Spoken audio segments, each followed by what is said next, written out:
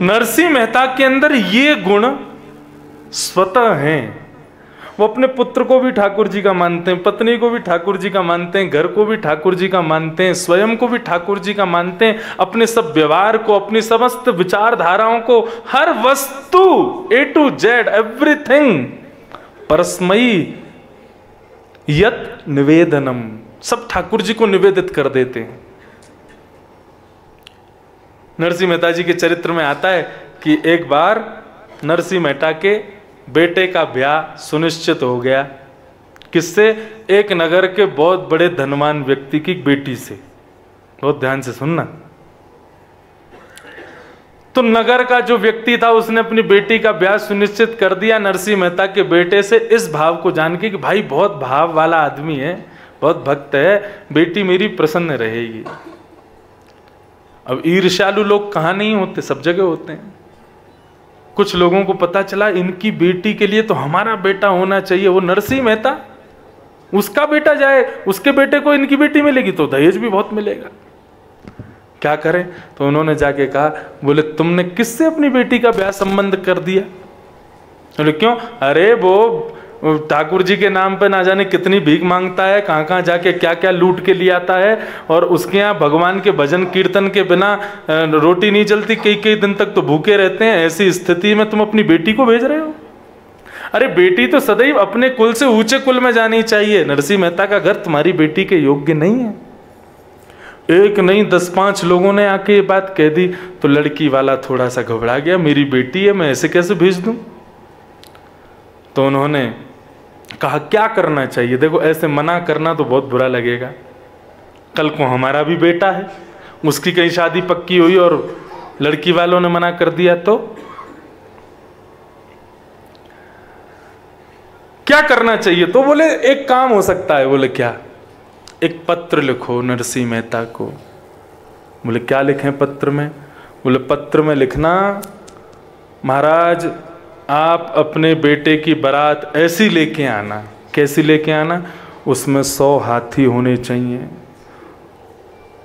और 200 घोड़े होने चाहिए, इतनी सोने की चेन पहने हुए लोग होने चाहिए बाराती, इतने लोगों के हाथ में हीरे के अंगूठी होनी चाहिए, ऐसे साज सज्जे से सजे हुए लोग होने चाहिए, इतने चिन्ह उठाने वाले होने चाहिए, इतने बैंड बाजे होने चाहिए। असंख्य बैंड बाजे लिख दिए उसमें। बोले वहाँ का भी बैंड बाजा बुला लेना, उधर का भी बुला लेना, 10, 15, 20 चलें, एक ही साथ में 10 गाने अलग अलग गावें, ऐसे बैंड बाजे लेके आना आदि आदि। और इतने लोगों से कम बारात नहीं होनी चाहिए, यदि हुई तो मेरी नाक कट जाएगी। यदि आप ये व्यवस्था कर सको तो अपने बेटा की बारात ले आना, नहीं कर सको तो बारात लेके मत आना, हमको कोई संकोच नहीं होगा, आपके बेटे के लिए अच्छा योग वर मिल जाएगा, मेरी नाक का सवाल है, ऐसी बारात ही लेके आना। बोले हाँ ये भेज दो नरसिंह मेहता को। नरसिंह मेहता देखते ही मना कर देगा कि महाराज मैं ब्याह नहीं कर पाऊंगा, क्यों? कर ही नहीं पाएगा इतनी व्यवस्था। उन्होंने कि ठीक है। अब महाराज वो पत्र उसमें लपेट के और उस पर नरसिंह मेहता का एड्रेस डाल के नीचे जय श्री कृष्ण भेज दिया। नरसिंह मेहता के यहाँ जैसे पत्र आया, आके बोले अरे महाराज आपके लिए पत्र आया है। नरसिंह मेहता बोले कहाँ है पत्र? पत्र देखा, पत्र में ऊपर लिखा था जय श्री कृष्ण। बोले मेरा पत्र नहीं है, ठाकुर जी का पत्र है, मैं किसी का पत्र नहीं पढ़ूंगा। अरे दूसरे का पत्र नहीं पढ़ना चाहिए। पत्र उठा के ले गए, अपने ठाकुर जी के सामने धर दिया। बोले आपके लिए किसी ने पत्र भेजा, ऊपर जय श्री कृष्ण लिखा है, भगवान पढ़ लेना, मैं क्यों पढ़ूं आपका पत्र? पढ़ा ही नहीं नरसिंह मेहता ने। और लड़की वाले सोचे कोई पत्र तो आया नहीं, कल परसों में ब्याह होने वाला है, क्या होगा कैसे होगा? सब लोग पूछे, बोले नरसिंह मेहता ने मना किया? बोले नहीं किया। वो नहीं किया, ऐसे कैसे चलेगा? अरे तुम देखना वो आएगा ही नहीं, डर के मारे। जिस दिन ब्याह होना था थोड़ी बहुत व्यवस्था तो उन्होंने करी, वही कहाँ पता आ गए तो कुछ तो होना चाहिए।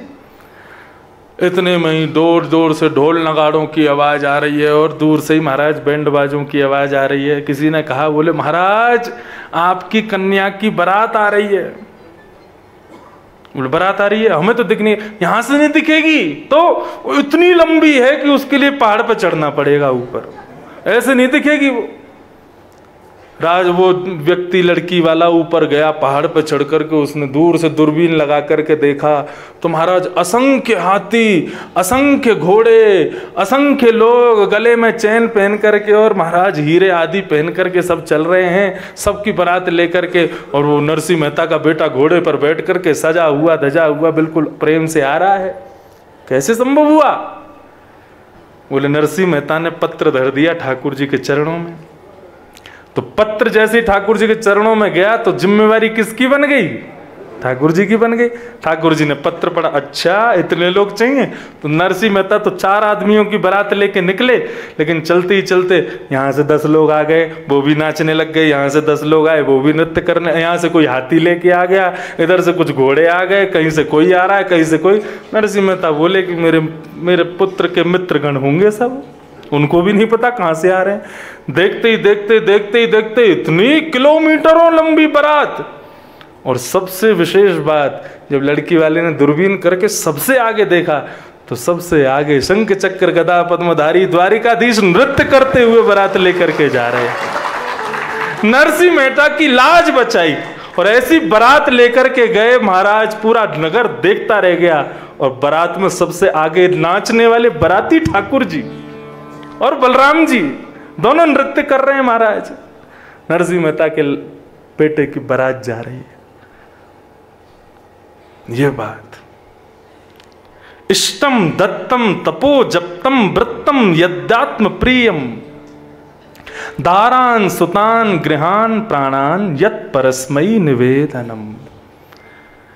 तुम जब इस प्रकार से रहने लगोगे तो अपने इष्ट, अपने संपत्ति, अपने समस्त पुण्यों को, अपनी समस्त परिवार को, अपनी पुत्र को, अपनी पुत्री को, अपनी पत्नी को, सबको भगवान को निवेदित कर दोगे। और जब सब तुम भगवान को निवेदित कर दोगे तो फिर भगवान की जिम्मेवारी है उसकी रक्षा। और जिस दिन ठाकुर जी तुम्हारे रक्षक बन गए उसी दिन तुम माया से बच जाओगे। बोलो भद्र विशाल भगवान की जय। जिस दिन ठाकुर जी ने जिम्मेवारी अपने हाथ में ले ली, आहा, उस दिन फिर तुमको घबराने की जरूरत नहीं है। ठाकुर जी तुम्हारे रक्षक बन करके खड़े हैं, उनकी जिम्मेवारी बन जाएगी कि तुमको कोई आंच ना आवे। मेरा नाथ तू है, मेरा नाथ तू है, वो है नहीं मैं अकेला, मेरे साथ तू है, मेरा नाथ तू। बोलो बद्रीनाथ भगवान की।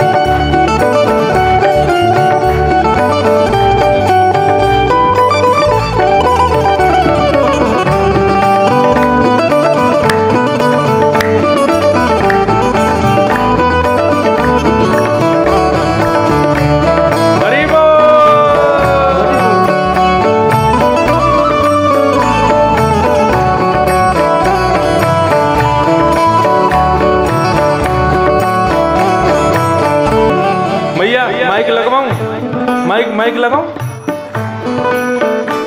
सुनो। हाँ अब अभी बैठ जाओ, सामने तो कथा सुने, व्यास जी की तरफ कमर ना करें। हाँ मैया को कुर्सी पे बैठा हो। ठाकुर है तू